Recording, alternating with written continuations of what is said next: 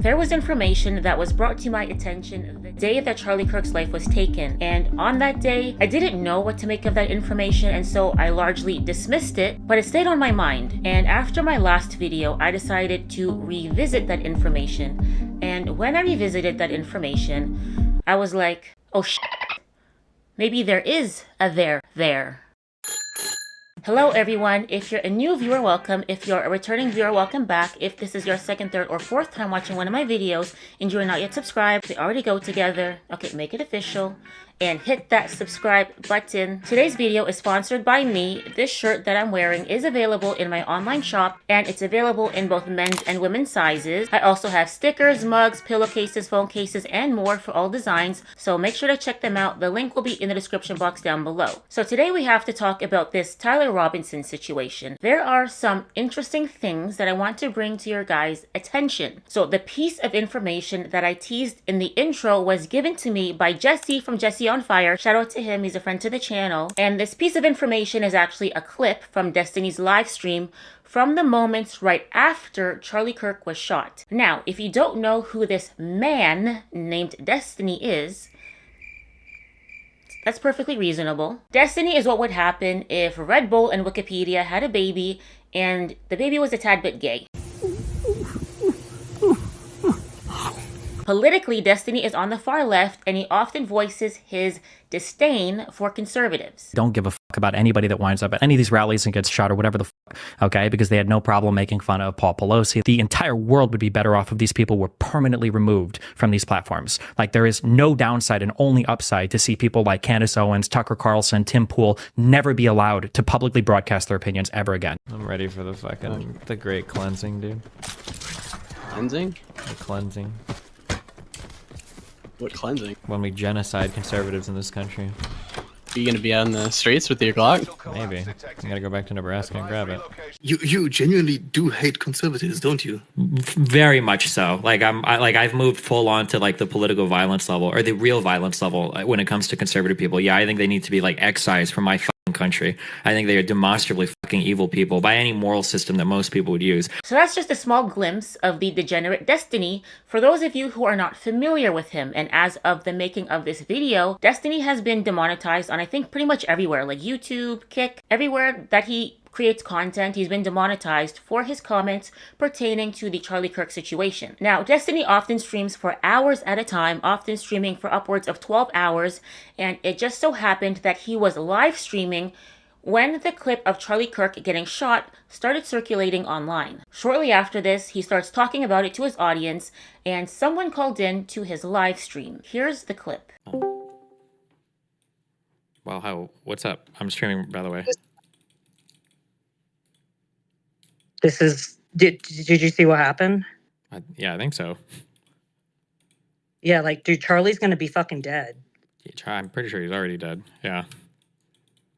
Dude, we're fucked. We are so fucked. By we, you mean we as a country right now, the United States and the current. Like that, the party, but like mostly Also, like. yes, like, wait. probably I think that we're super fucked. I agree. Hold on, wait. I'll text you on Discord. I just don't understand anything crazy that's gonna ruin our shit. So, the person who called him was freaking out and said, quote, "We're fucked." Dude, we're fucked. Almost sounding like some consciousness of guilt. And Destiny quickly cuts them off and hangs up before they can say anything else incriminating. It turns out the person Destiny was talking to is someone named Z. Cohen Sanchez. Now, who is Z? In November of 2024, so just under a year ago, Z founded an organization called National Ground Game, or NGG for short. And this organization has received tons of money from Act Blue. So, Z founded NGG, and she also founded the Unfuck America Tour. And the Unfuck America Tour was being funded by NGG. So, Z founded NGG, and she also founded the Unfuck America Tour. And the Unfuck America Tour was being funded by NGG. Now, what exactly is the Unfuck America Tour? Let me let CNN explain it for you. We're in Tampa, Florida for Turning Point USA's annual Student Action Summit. TPUSA is a voter-driving juggernaut for the Republican Party, led by 31-year-old Charlie Kirk. They're happy, that's why you know they haven't been on social media. But this year's event will be menaced by something called the Unfuck America Tour, started by a group of progressive influencers and organizers, including the massively popular streamer Destiny. This is the all roads lead to Rome thing, right? So he can do the exact same behavior you said that Biden couldn't get away with doing. They want to bring progressive debate to Kirk's doorstep. But first, they have to get in. So Turning Point has cancelled all of Unfuck America's credentials, and now they're trying to sneak in Destiny so he can debate inside here. Alright, he's in. So Destiny has made it inside the building, and we'll see how long he lasts. Absent a counter. I hate Charlie Kirk. I think he's actually a Satan spawn. The Unfuck America Tour was created essentially to harass Charlie Kirk at all of his Turning Point events, and for this reason, they were always banned from his events, but still they would sneak in. And on their website, they have a roster of their creators listed. So Z is there, Destiny is there, and this guy is there, Hunter Kozak. Do you hate Charlie Kirk? I know I do. Charlie Kirk is currently poisoning the mind of every young American who can stand to look at his stupid face. And we're trying to do something about that. Charlie has something called the Student Action Summit in Tampa, Florida on July 11th. What a coincidence! That's where I'm going to be. This is me, and a whole bunch of other creators on this page are going to try to unfuck the damage that Charlie Kirk has irreparably done to the country. If you want tickets, link here. So, Charlie Kirk, bastion of free speech and the marketplace of ideas, cut off my ticket.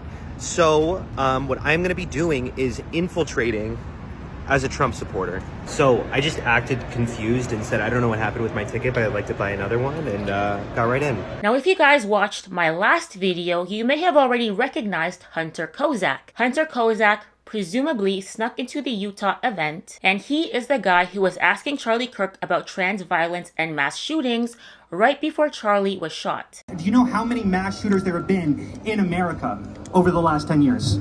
Counting or not counting gang violence? His boss, Z. Cohen Sanchez, then called into Destiny's stream, freaking out and saying, "We're fucked." Dude, we're fucked. What did Z mean by that? And why did Destiny cut Z off before Z could say anything else? Dude, we're fucked. We are so fucked. By we, you mean we as a country right now, the United States and the current... Like that, the party, but like mostly also, like... yes, like wait. probably I think that we're super fucked. I agree. Hold on, wait. I'll text you on Discord. I have no proof that any of these people had foreknowledge that Charlie Kirk was going to be targeted, but it's not unreasonable to ask these questions, given the circumstances, especially since the Unfuck America Tour was indirectly funded by Act Blue, a left-leaning PAC. And I know that a lot of us don't have that much faith in the FBI right now. I found this real authentic photo of the FBI conducting their investigation, okay? Yes, but in all seriousness, the FBI has said they are investigating a Discord server with a large number of individuals on it who may have had knowledge of or encouraged the attack on Charlie. Reports have suggested that the FBI is investigating a broader network of groups that may have had some knowledge of the shooter's plans. Can you give us any details on that, following up what you already said in public? How's the FBI working to find other potential accomplices, folks who may have known about the shooter's plans, folks who may have encouraged him? Any update on any of that? So in terms of what we do for an interrogation perspective, we go and reach out to the family and community immediately. And we've conducted those investigations and interrogations with local law enforcement.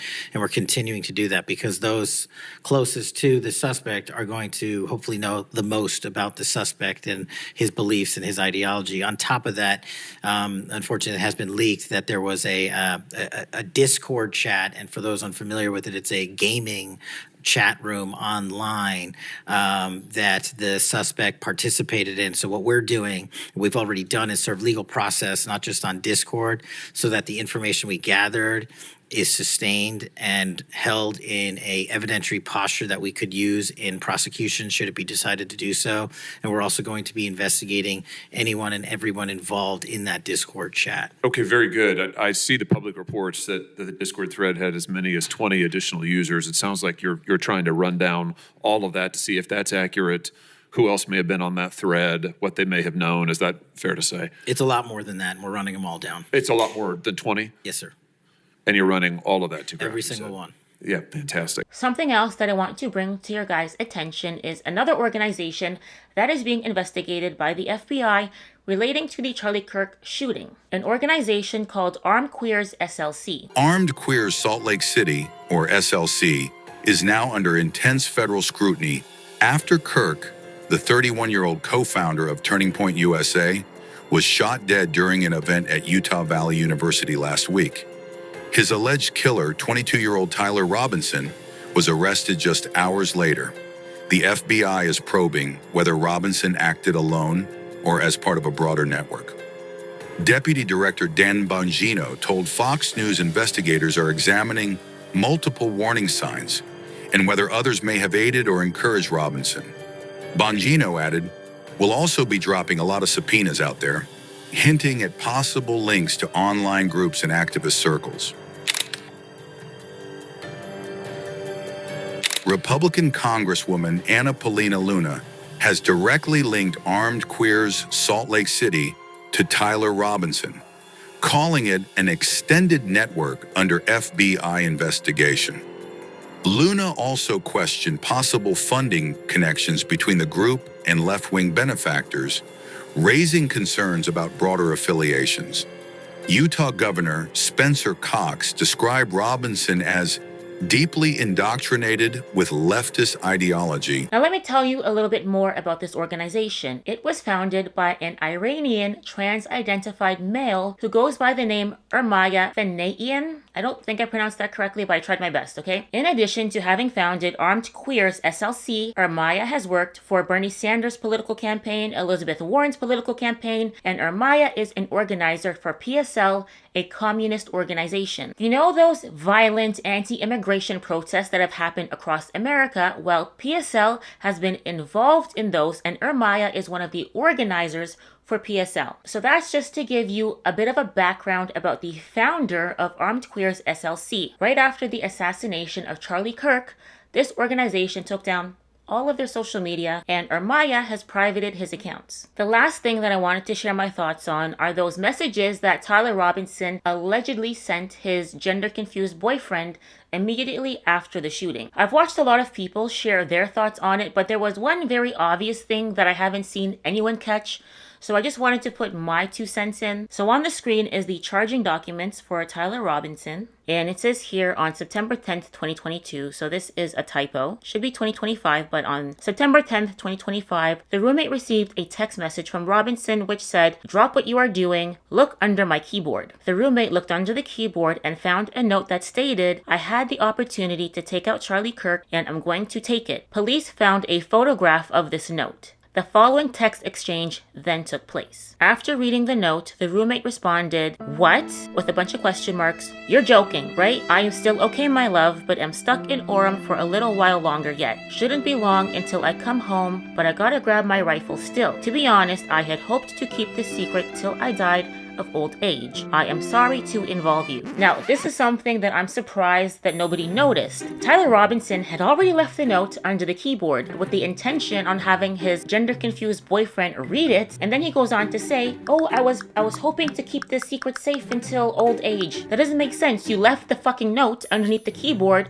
for him to read it. So you always intended on telling him. So right off the bat, this text message is in complete contradiction with his actions. It's so suspect that it really makes you wonder if this text exchange is real.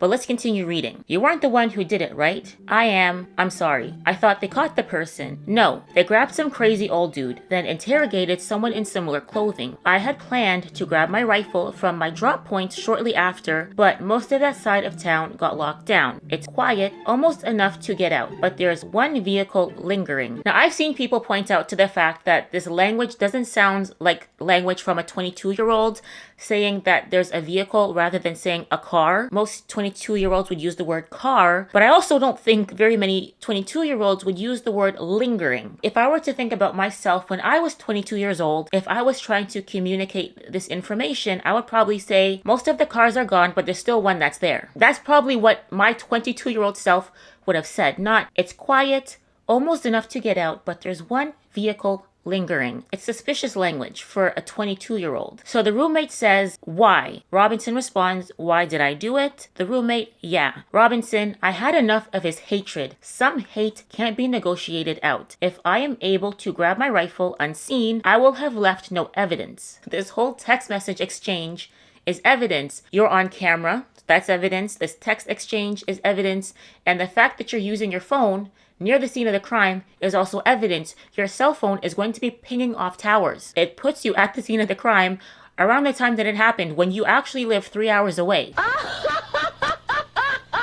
Stupid. How long have you been planning this? A bit over a week, I believe. Now, a student has come forward and they said that 2 weeks before the shooting, they spotted someone who looked like Tyler Robinson on the roof of the same building where the shooting happened, and a teacher had also seen the student on top of the building, and it was weird, and the teacher asked the student, are you okay? And the student ignored them. So this shooting had been planned for at least 2 weeks in advance. I'm wishing I had circled back and grabbed it as soon as I got to my vehicle. I'm worried what my old man would do if I didn't bring back Grandpa's rifle. I don't know if it had a serial number, but it wouldn't trace to me. Now this is something that I also found very interesting because from what we've been told, Tyler Robinson's family is very much into guns and very much into shooting. His father is former law enforcement. There's pictures of his mom and him and his brother and his father all posing with weapons at various stages of his life. We've seen pictures of him from a very young age around guns. So I would imagine that someone who has spent this much time around guns and someone who is planning to commit this type of crime would have knowledge of whether or not there was a serial number on the gun. So I did find the fact that he included that information in the text message to be very interesting. I don't know what to make of it. I don't think that law enforcement has falsified these text messages. I believe that these text messages were manufactured to create an alibi for Lance Twiggs so that he wouldn't also be charged for Tyler's actions. What do you guys think? Let me know your thoughts in the comment section down below. Anyways, that is all I have for this video. If you liked it, please don't forget to hit the like button because when you do, it helps other people find my video in the algorithm. If you are not yet subscribed, please don't forget to hit that subscribe button. If you'd like to support my channel monetarily, you can do so by supporting me on Patreon, or you can do so by buying some merch. The link will be in the description box down below.